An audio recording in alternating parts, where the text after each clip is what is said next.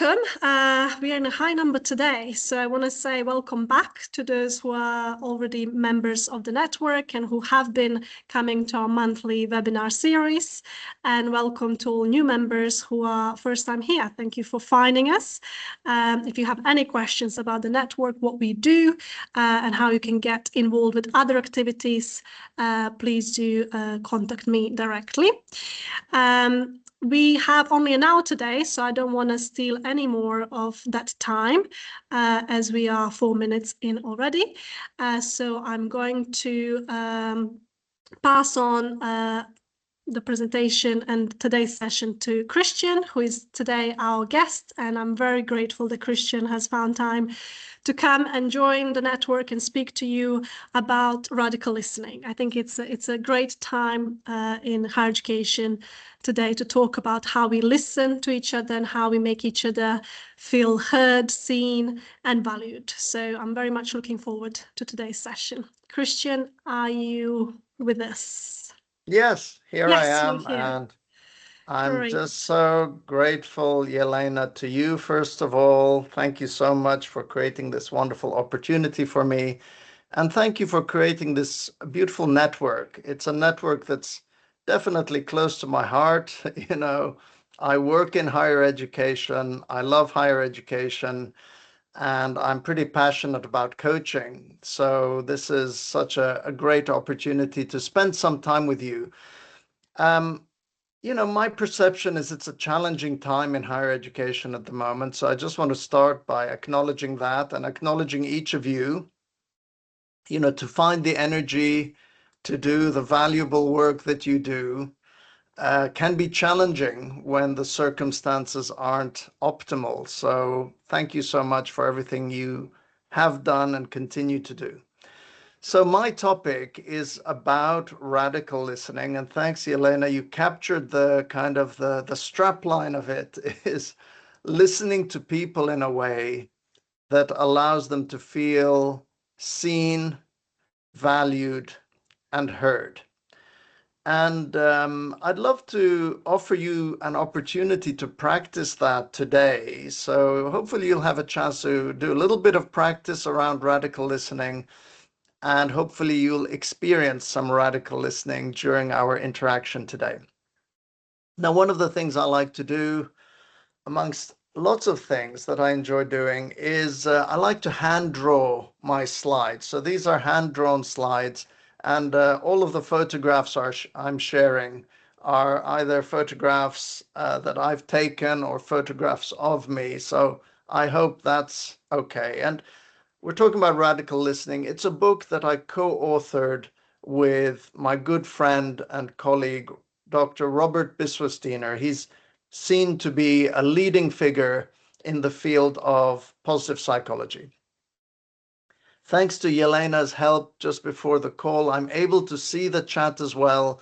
So any questions you have, any comments, any compliments or complaints, please put them in the chat, and I'd be happy to engage with those as we go through. So let me start off by explaining kind of the concept and the big ideas behind radical listening. Where did it come from, first of all? Well, Robert and I are both coaches. We've been coaches for some time. We've trained people to become coaches. We've written books about coaching. And I think that all of you are already listening in ways that are very similar to radical listening, because what we wanted to do was take the high quality listening that takes place in coaching conversations and say this can happen in other contexts as well. We wanted to reach out to people who don't identify as coaches, but spend a lot of time having professional or learning conversations. So we were thinking of mentors, thinking of leaders, thinking of health professionals, thinking of educators. So that was our original thinking. The opportunity to write a whole book about listening seemed too good to pass up.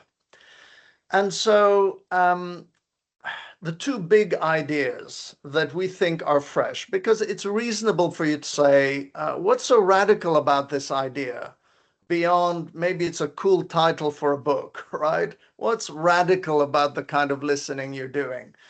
And one of the radical things is really to consider radical listening as a tool for connection rather than communication. So not as a communication tool, but as a connection tool, as a relationship building tool. And we thought that's an interesting perspective. And I think we take what we've learned from ideas like active listening and maybe push that a little bit further so that the listener is truly actively engaged in the conversation. And some of the big ideas that have emerged from the book is the idea that intention leads to attention.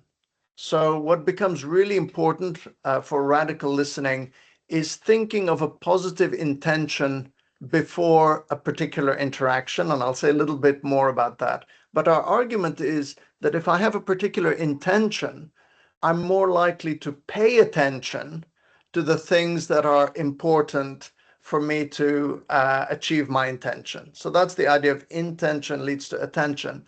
And the other one is we uncovered some research that was kind of flourished a little bit in the early 80s and 90s, but disappeared afterwards. And we think there's great value in it. And that's about this idea of optimal support matching. And so we think radical listening is being really intentional about making sure that the kind of listening we're doing matches what's most helpful for our listening partner. So those are some of the big ideas. And then I want to share the model, a few ideas, a few of the skills, and then I'm going to invite you to practice it. We'll probably get into groups of 3, and we'll give you maybe 10 minutes so that maybe everybody has a chance to practice just a short conversation using some of these skills and frameworks. I hope that's okay. Do let me know in the chat, and emojis are also welcome in the chat. One time I was delivering a coaching and education webinar to colleagues in Russia, and they were having simultaneous translation, and so it wasn't possible for us to communicate really, apart from we realized emojis were available. So I had lots of lovely emojis, but one of them I didn't really understand. There's an emoji of a $sign with little wings on it, so it can also be confusing. I just want to acknowledge that.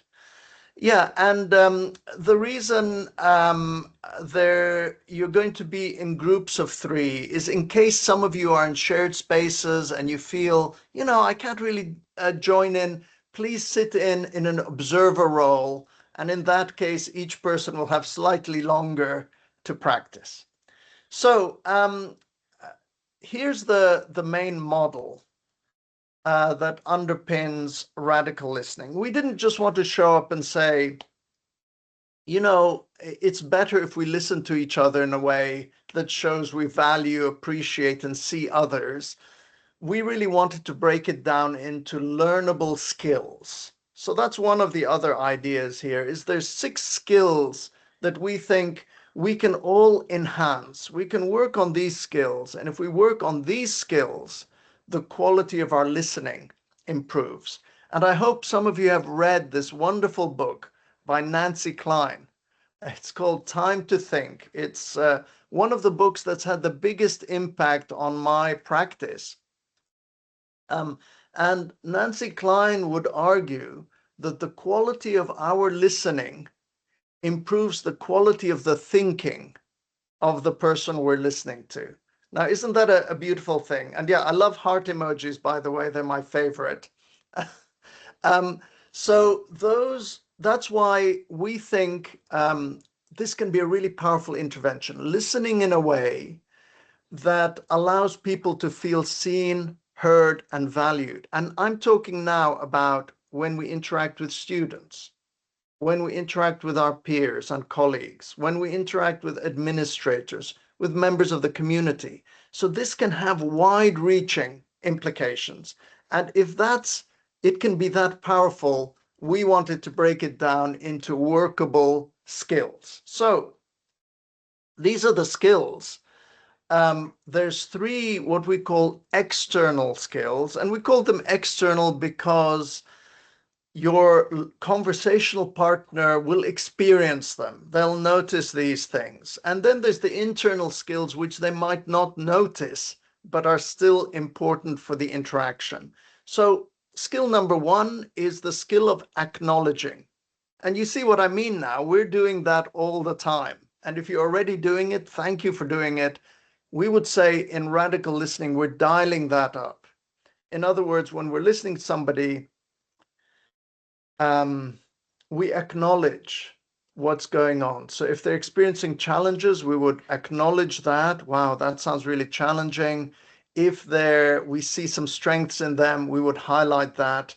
If there's something we appreciate. So acknowledging is a very important sub-skill of radical listening. Questioning.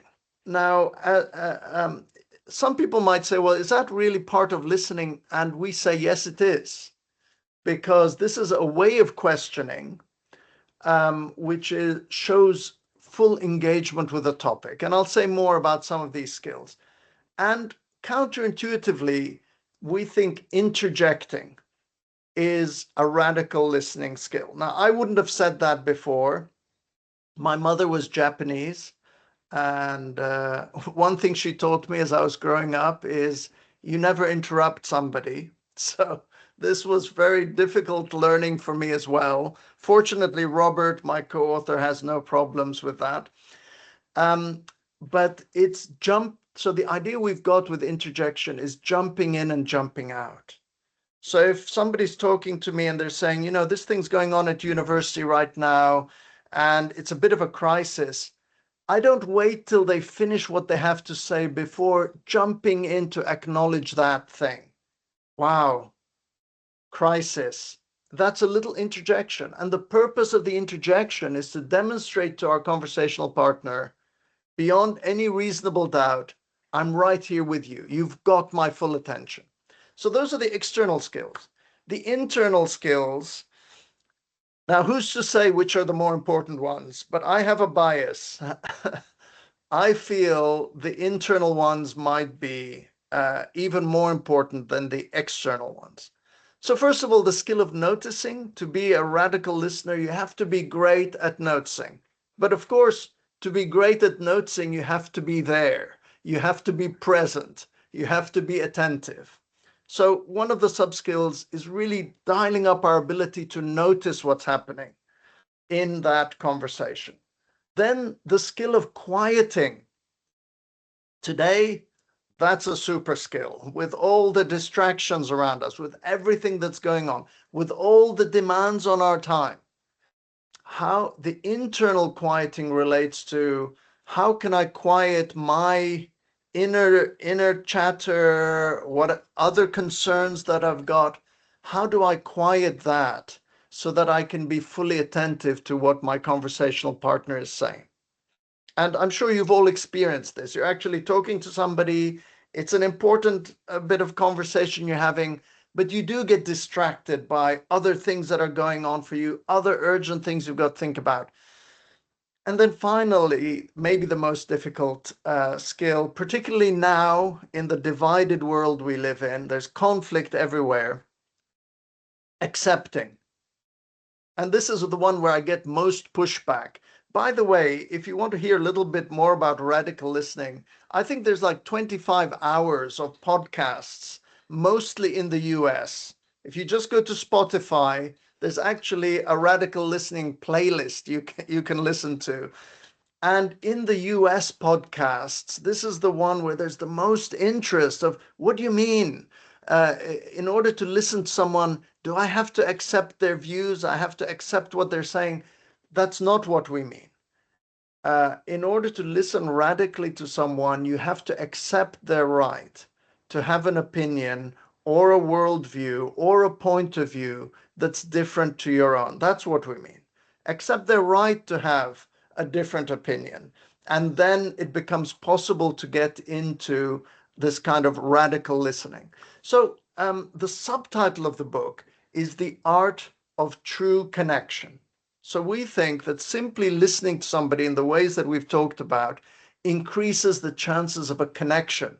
And then my hope, my naive hope, of course, is that that connection becomes the basis for dialogue, and the dialogue can become the basis for stronger relationships. So that's how we see these things working out. So I'll just let that sink in for a moment. And I'm just going to, time to think, more time to think. The promise that changes everything. Thank you, Sheila. Oh, and it's great that you're here.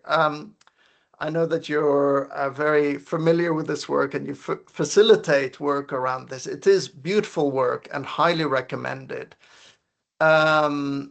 Great, Rona. Core coaching skills session, the Nancy Klein quote. Great. So please mention radical listening. It sounds like your session is right after this one. Yeah, welcome everyone. Lots of people in shared spaces. So I'm very comfortable if if you're not able to participate, you could just have a dialogue or otherwise interact. Full title of the book is Radical Listening, The Art of True Connection. Thank you, Elena. That's wonderful. Thank you for your thoughts around that. So just to bring it back to how can this make a difference today for us? This is what we're excited about, the possibility that there's an intervention that can make a difference immediately after this session, at the end of today, at the beginning of next week, is the idea that we can be more intentional about our conversations. Now, one bit of pushback I get around that is, Christian, you're not expecting me to be intentional all day, are you? I'm already busy. I'm already out of energy. And that's the liberating thing I want to say right now. This isn't for every conversation. This is for the conversations with people that matter or situations that matter. And so if the relationship's important, or being able to work with somebody in order to achieve something important, then radical listening can have a really powerful effect. So when I talk about intention, we have a section also about motives for listening. So one of the things we argue, and I've already mentioned it, is this idea of having a positive intention before even starting an interaction. So let's say you're going to go and meet up with a colleague over lunch. It's a 15-minute, you're just going to catch up. And it's an important relationship. We would say, set an intention first. What is my intention for this interaction? And we did some work on possible motives for listening. And the pro-social ones, these are the ones we're most advocating, are to relate, to appreciate, or to help somebody solve something. So we can have that motive is, I'm going to go in and listen in a way that shows that I value them so that they can solve something. So as coaches, you're probably going in with that intention. That's the motive, is I want them to solve something, so I'm going to want to listen in a way that helps them figure something out. But we can also go in with the pure intention of, I just want to appreciate someone. I just want to acknowledge them. And in that case, you would say, I've got 15 minutes with them. I'm going to go in and I'm going to listen, but my motive is to appreciate them. And what I said earlier is intention leads to attention. So now that I have this intention of appreciating, I'm going to notice more things that I would be able to appreciate about the other person, their strengths, things that I like about them, their successes. And then we've also got the self-focused motives. There's nothing wrong with that. We go into many conversations where it's a motive about us. Sometimes I want to influence somebody, and this could be influencing them positively to, maybe I want to influence them to apply for that job. That's an intention. I would go in because I want to influence them. I'd probably be high energy. I'd be excited. I'd support their ideas. But there's also the intention of learning. Sometimes we go in, we're listening in order to learn. And I'm hoping that for many of you attending this seminar, this session, and thank you for being here, your intention was probably, what can I learn from this? And again, if that's our intention, our attention is drawn to, what am I going to be able to take away? What do I already know? What can I build on? So those are the ideas. And I just, we're not going to go into it today, but I just want to highlight that in academia, sometimes we are taught what we would call here antisocial ways of listening. Now, it doesn't mean antisocial in an antisocial, as we understand it in society, but it's the opposite of pro-social in the sense, so listening with an antisocial intention is when you're listening to find fault to something. You're listening to somebody and trying to find fault with their argument. Now, there's some academic processes which involve that. So sometimes I go in to listen for weaknesses to an argument or weaknesses to a thesis, etc. So I want to just highlight one skill, and then I'm going to ask you to just have a practice or observe a practice that might be going on. And given the number of people who are maybe in a public space, Yelena, could we have it as 4 people in each group? That gives an opportunity for some people just to sit and observe. And it'll be in about 3 minutes' time that we'll go into those little breakouts. The 7 levels of acknowledgement. Now, the book Radical Listening covers each of the skills I talked about. And we go into some depth, and I want to give you an example. So we're not just saying acknowledge more. We're providing some tools by which to be able to differentiate types of acknowledgement and be more refined in our use of what kind of acknowledgement is most helpful. Because I think you would all agree, yeah, it's important to acknowledge our students, acknowledge our colleagues. If you're a leader, it's important to acknowledge your team. But there's levels of acknowledging. And radical listening goes down to that level of making intentional decisions. How will I acknowledge that? So you see how the skill of noticing is important, because first we've got to notice, oh, there's something there that could be acknowledged. And then we're saying we can acknowledge at different levels. You can, and this ties into some of the work from the Gottman Institute, and it also ties into the work around active constructive responding. But there's different levels. And in radical listening, we're mostly working in what I've drawn as green there, joining, which is the highest level of acknowledgement, where when they say something, I kind of jump up, I want to give them a high five. I'm almost with them there, celebrating at the same level. There's the affirming level, which I really think is valuable. And maybe because of culture, British culture, sometimes we're reluctant to do this as much as I think can be helpful. And that's by explicitly saying, affirming things like, I really appreciate you, or I think that's a great strength you have, or I really admire your perseverance. That's affirming kind of acknowledging, where I'm explicit about something. Upplaying is a slightly lower form where we kind of give a nod to that. We can give a facial expression that upplays it, say, oh, or we can say, well done. That's kind of just saying, that's a good thing. Then you can go higher, which is explicit, or you can just be as excited as they are, right up there with them.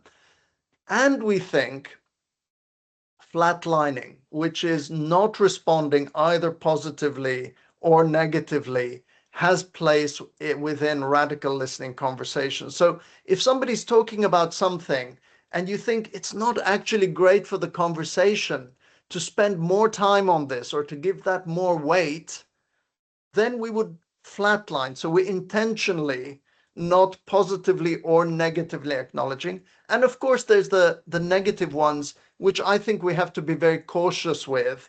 The downplaying, okay, it's sometimes acceptable in conversations to say, oh, let's not talk about that, or maybe that's not important, but never dismissing, never denouncing in terms of a radical listening conversation.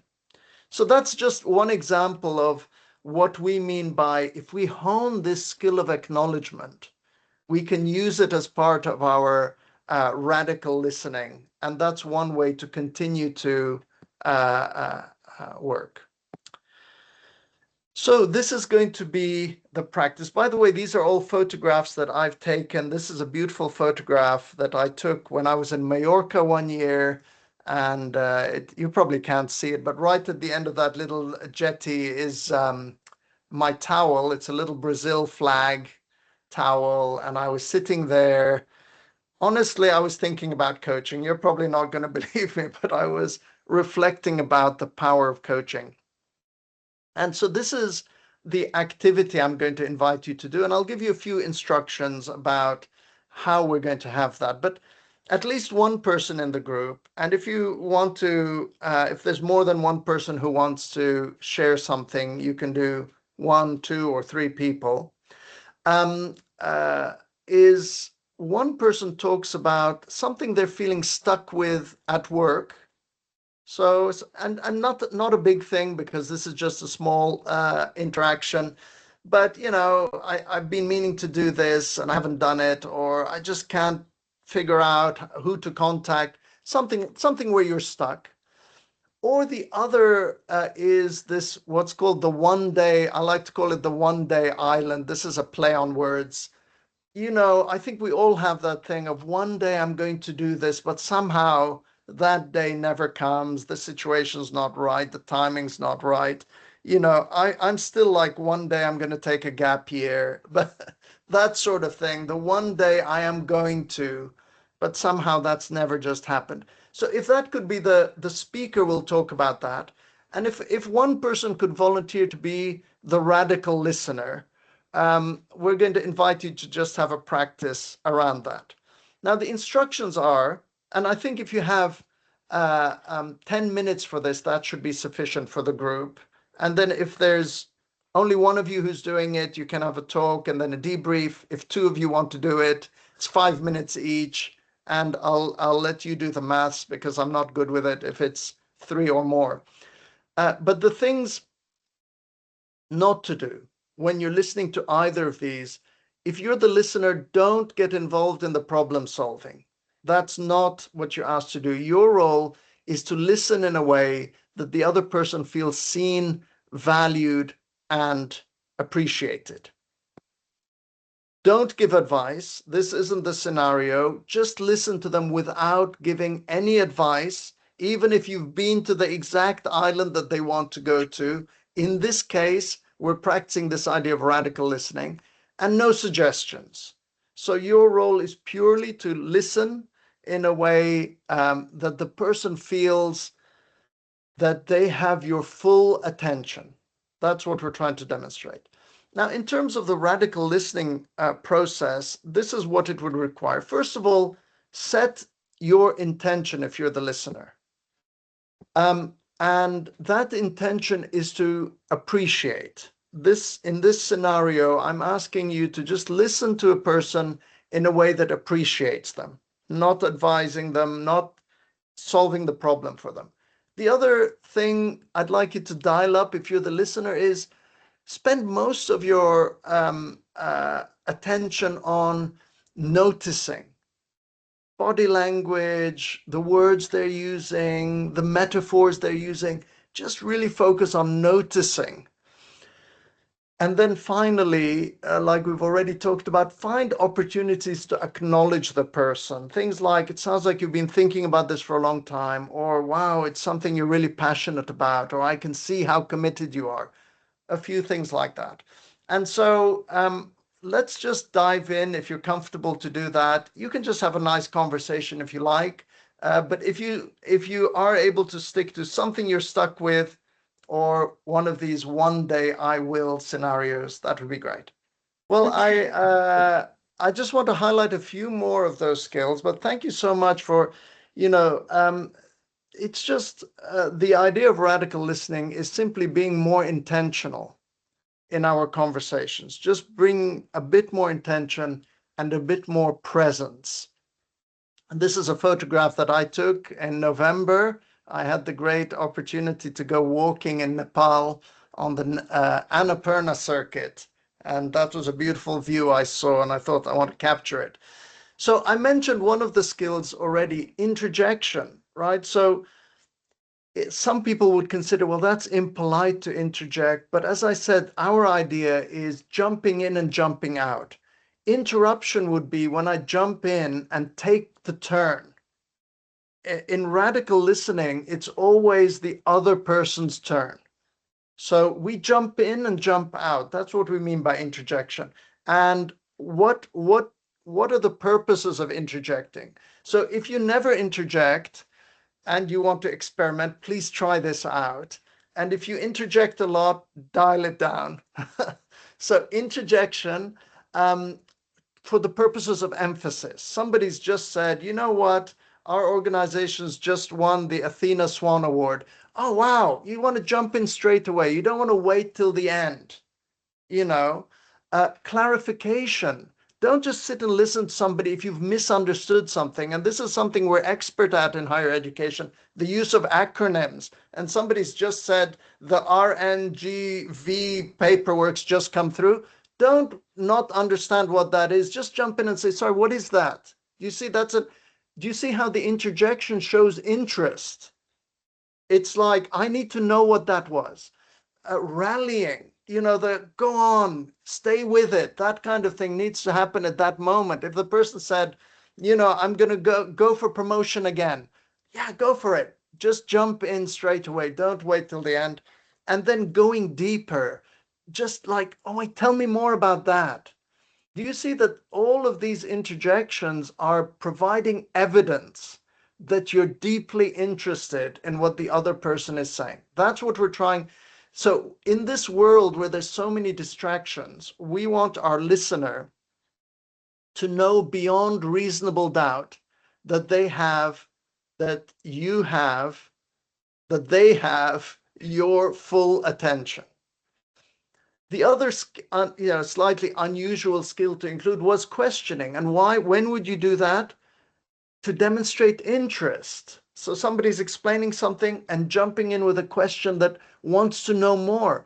In this case, the interjection with a question is an invitation for them to say more, but also to show humility, not saying, well, I know it, to just say, oh, I don't know enough about that. Tell me more about that thing. Demonstrating intellectual humility. Questioning is a great way of building relationships as well by showing interest in things that they seem interested in. And questioning is a great way of provoking new thinking if it's helpful for your conversational partner. So that's really what I wanted to say about radical listening. There is a book out there. You don't have to buy it. You could just go and, as I say, it's a lot of podcasts. And I think there's some published articles that summarize radical listening as well.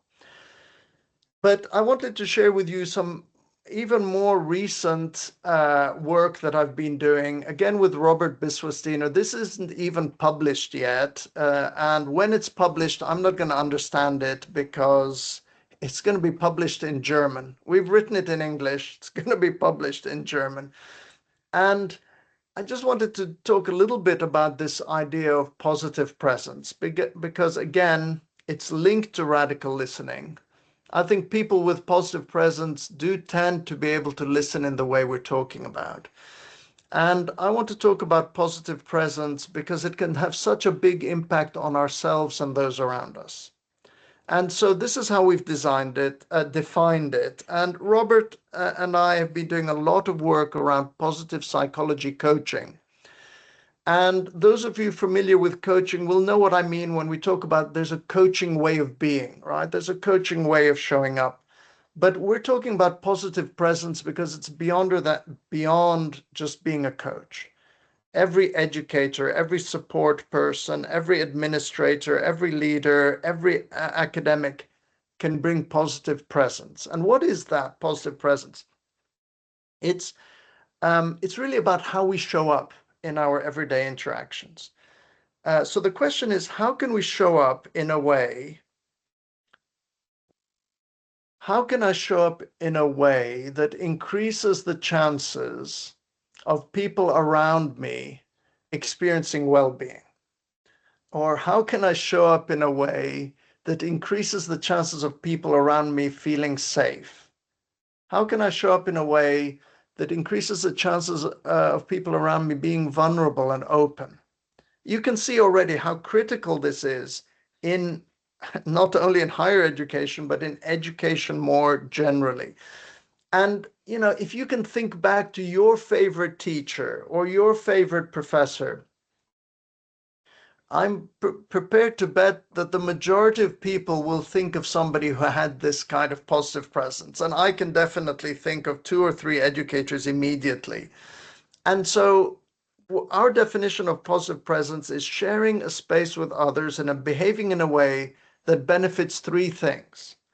So showing up in a way that's going to benefit the relationship, but also will benefit the experience of the interaction for both parties or multiple parties, and is conducive to positive outcomes.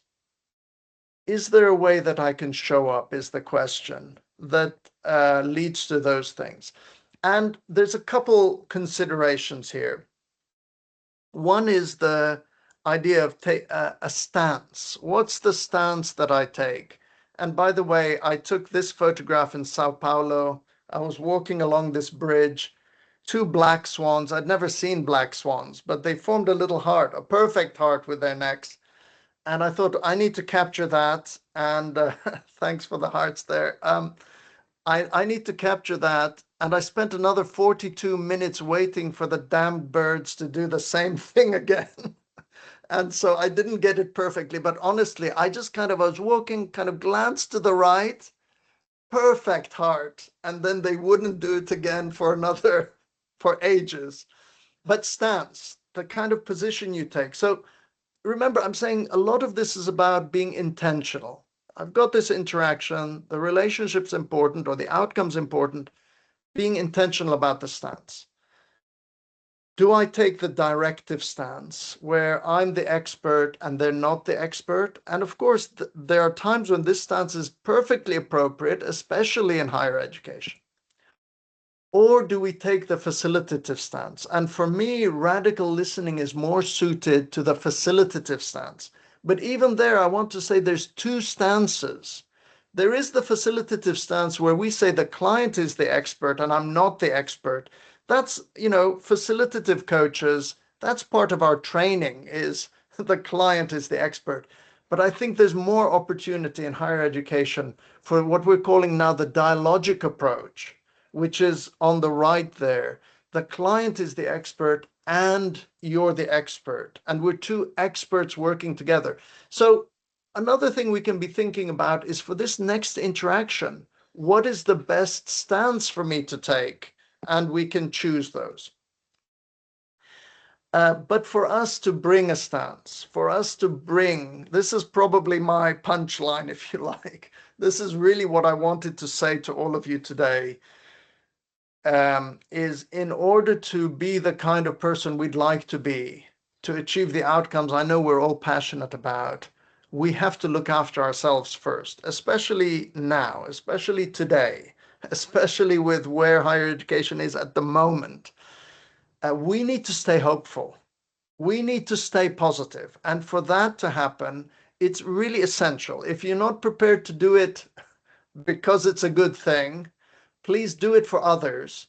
And that is looking after yourselves. It's actually essential. And when I've been thinking about radical listening, I can't give somebody my full attention if my needs aren't met. I can't give somebody my full attention if I'm running on empty and I've been working, 8-hour, 12-hour days for 6 days. So it is actually essential to bring the kind of joy, humanity back into higher education that I know we all want. So a few ideas, you know what to do, but my recommendation is protect time for resting. Don't let that be the thing that keeps getting deleted or reduced. Create and embed well-being habits. You know the things that are good for your well-being, but make sure they become habits or practices that are embedded into your everyday or every week. And then let's remember to be self-compassionate. I know we're all aware of the need to be compassionate to others, but sometimes we're not good at turning that inwards. Self-compassion is so important right now, and I believe if I'm compassionate to others, I already know how to do that. It's really just a case of how would I turn that into myself. So just for if you want to continue practicing or reflecting on this, just a few ideas. Remember, setting an intention before an important interaction. Make sure that the support you're providing and the need are matched. Am I providing the kind of support that's needed? Sometimes somebody will want the solution. Sometimes what they want is to be listened to, validated, or acknowledged. Just being clear about that. And sometimes we can ask people. Sometimes people say to me, I'd like to talk to you. And I'd say, what kind of support do you want? Make time for these conversations and then experiment with silence and interjections. And then the subtitle, that's a little doodle that I drew, The Art of True Connection. I felt a connection here today, even though we're virtual. So thank you so much for that. And finally, if you want to stay in touch, here I am doing one of my one-day things. I said one day I'm going to ride Route 66 on a Harley Davidson. And I did that 2 years ago. That's a photograph of me.